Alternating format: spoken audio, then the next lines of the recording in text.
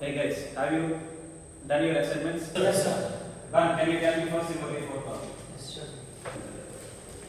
Don't let anyone look down on you because you are young, but set an example for the believers in speech, in life, in love, in faith, and in purity.